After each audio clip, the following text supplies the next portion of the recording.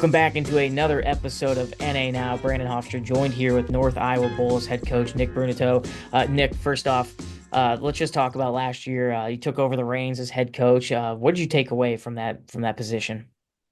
Well, I think just like players, it's where can you learn from your mistakes? And as a staff, we made a lot of mistakes. Our players made mistakes, and it's really just how do you better yourself? And I think we're on the right track. I think we made a lot of off-season decisions that are going to put us in a much better spot moving forward. hmm Last year, you guys had a great amount of commitments. 11 came in and out of the doors there in Mason City. But talk about how great that is to see guys reach that goal. You were a hockey player once and played juniors at some capacity or right out of high school, I mean, and went and played NCAA D1. But just talk about firsthand, that experience, what it's like, but now to be a coach and seeing that happen.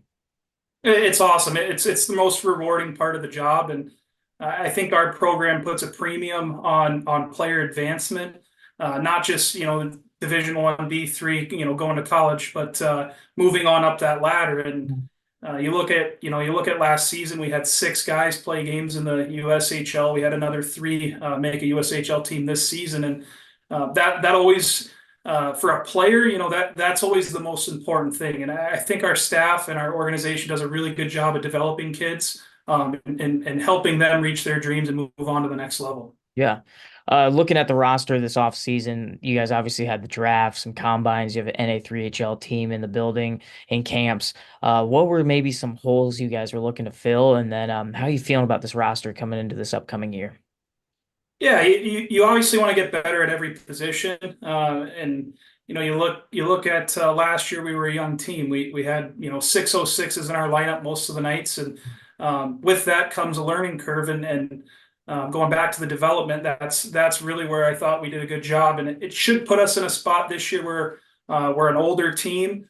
We added some good import players, some players out of the NA3, some of the U18 AAA kids, and I think we're right on the right track. Yeah.